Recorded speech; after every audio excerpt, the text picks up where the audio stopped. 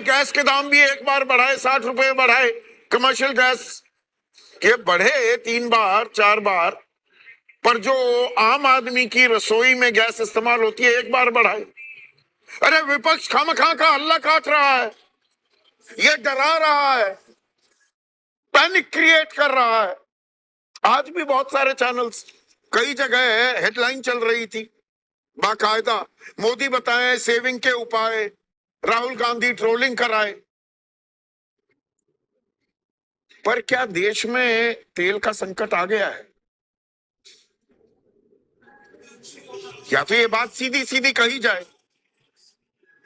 Petroleum मंत्री हरदीप पुरी क्या कह रहे हैं कि तेल की कंपनियों को हर रोज 1000 करोड़ रुपए का नुकसान हो रहा है जी, 30,000 करोड़ रुपए एक महीने में, और हमने तो जी एक्साइज ड्यूटी भी कम कर दी।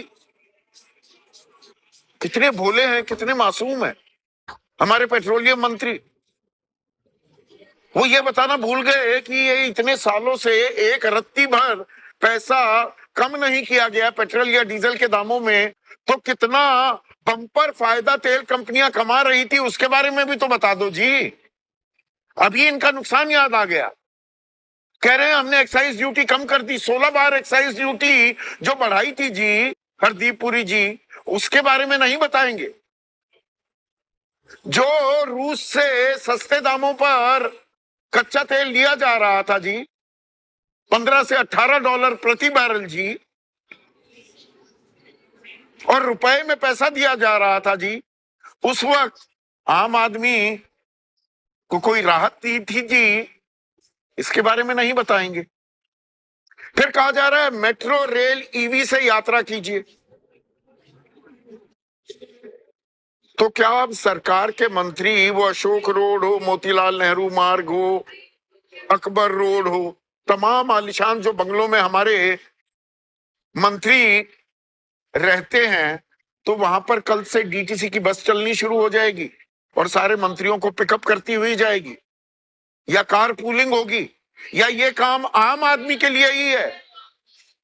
सरकार जब उपाय बता रही है तो सरकार वॉक द टॉक भी करती दिखाई देगी क्या? वर्क फ्रॉम होम कल्चर, ये तो कोविड के टाइम पे था, इतने बुरे हाल होने वाले हैं क्या? अब इस बारे में अरविंद केजरीवाल कह रहे हैं क्या देश में आर्थिक इमरजेंसी की आहट है? प्रधानमंत्री को सच्चाई सामने रखनी चाहिए। विपक्ष पहले सवाल उठा रहा था कि पैनिक क्रिएट कर रहे हैं, ये पैनिक नहीं तो क्या हो रहा है? या ये उपाय सुझाए जा रहे हैं कि आम आदमी थोड़ी सी बचत करे? इसको किस नजरिए से देखा जाए? 1 साल तक सोना ना खरीदे, अब ये भी बताया गया है। अब ये थोड़ा सा सर खुजलाने वाली बात है, सोना ना खरीदे। शादी ब्याह का मौसम चल रहा है, लेन देन में सोना होता है, कोई भी अपनी बेटी को विदाई करता है, और दहेज के मैं बिल्कुल खिलाफ हूं। 1 रुपए का ब्याह होना चाहिए, मैं तो उस इलाके से, उस संस्कारों से आता हूं। लेकिन कोई भी अपनी बेटी को आभूषण तो देता है, तो सोना ना खरीदा जाए 1 साल तक। पर यहां पर मैं सरकार की खरीद पर थोड़ा सा नजर डाल रहा था, तो सरकार ने तो अच्छा खासा सोना खरीदा है। सरकार सोना क्यों खरीद रही है? 168 टन सोना खरीदा गया। भारत में अब कुल मिलाकर 880 टन सोना है। सरकार क्यों खरीद रही है और आम आदमी को खरीदने से मना क्यों कर रही है? इसके पीछे एक खेल है, खेल है रुपए की कमजोरी। वो प्रधानमंत्री की सेहत से जोड़ा गया था रुपए को। 58 रुपए 58 पैसे, $1 के बराबर था रुपया। तब मनमोहन सिंह की सेहत से, उनकी उम्र से जोड़ा गया था। आज 95 रुपए पार कर चुका है, सेंचुरी मारने के कगार पर है। और इसे मजबूती देने के लिए कि और कमजोर ना हो, सरकार लगातार पिछले 1 साल से सोना खरीद रही थी। लंदन से सोना खरीदा गया 168 टन, और उसे जो विदेशी मुद्रा है उसमें जो 6% सोने का पुट था वो 16% कर दिया गया। डॉलर कम किए जाएं, डॉलर पर निर्भरता कम हो, ये खेल था। पर आम आदमी अगर सोना खरीदेगा, और हम तो सारा सोना बाहर से आता है, कोलार हमारी 1-2 माइंस है, वो तो छोटी मोटी है, लगभग 100% सोना हम बाहर से आयात करते हैं। तो उसके लिए डॉलर में भुगतान होगा, डॉलर में भुगतान होगा तो रुपया कमजोर होगा, तो सरकार सोना खरीदेगी, आम आदमी सोना ना खरीदे, शादी ब्याह में सोना ना दे। ये बलिदान करना होगा आम आदमी को। राहुल गांधी कह रहे हैं ये उपदेश नहीं, नाकामी के सबूत हैं। हर बार जिम्मेदारी जनता पर डाल देते हैं ताकि खुद जवाबदेही से बच निकलें।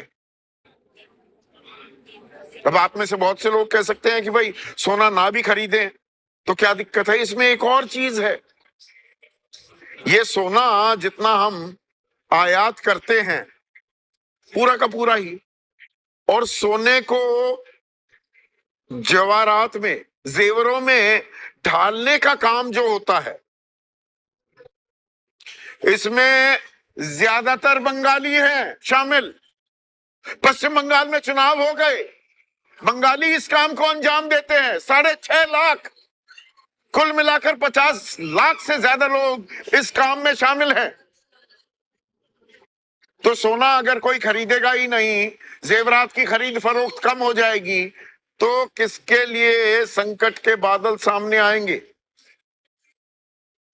इस बारे में कोई बात करने को तैयार नहीं। गैर जरूरी विदेश यात्रा बंद करें।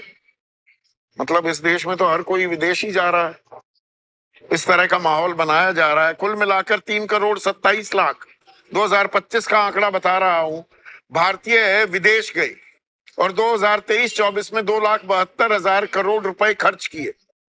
अब ये भी विदेशी मुद्रा में होते हैं, तो रुपया कमजोर होता है क्या। अब यहां पर बीजेपी के प्रवक्ता ये भी कहते सुने हैं मैंने कि अरे चिदम्बरम ने भी सोने के आयात पर ड्यूटी लगा दी थी, महंगा कर दिया था और लोगों से कहा था कि सोना ना खरीदा जाए। जी, फ्रजाइल 5 इकोनॉमी में भारत आ गया था, बिल्कुल सही आंकड़ा बताया जा रहा है। पर इस आंकड़े में ये फ्रजाइल 5 की जो अर्थव्यवस्था जिसकी कमर टूटने के कगार पर है, वो कैसे आई थी ये भी बताना जरूरी हो जाता है। सितंबर 2013 की बात कर रहा हूं, भारत आया था फ्रजाइल 5 में। तब इंडोनेशिया का रुपया 15.5% टूटा था, ब्राजील की करेंसी, वहां का रुपया वो 7.5% से ऊपर टूटा था। साउथ अफ्रीका का रैंड जो उनकी करेंसी है वो 14.5% टूटी। तुर्की का लीरा लगभग 10% टूटा था और भारत का रुपया 12% टूटा था। तो हम फ्रजाइल 5 में मॉर्गन स्टैनले ने डाल दिया था। आज आलम क्या है, भारत का रुपया एक साल में 12% फिर से टूट गया है। 12%, 85 रुपए था 95 रुपए हो गया है। ये नहीं बताएगा कोई आपको। और दुनिया की तमाम करेंसीज में सबसे ज्यादा कमजोर, दूसरे नंबर पर सबसे ज्यादा कमजोर भारतीय रुपया हुआ है। तुर्की का लीरा 17% टूटा है और भारतीय रुपया 12.1%।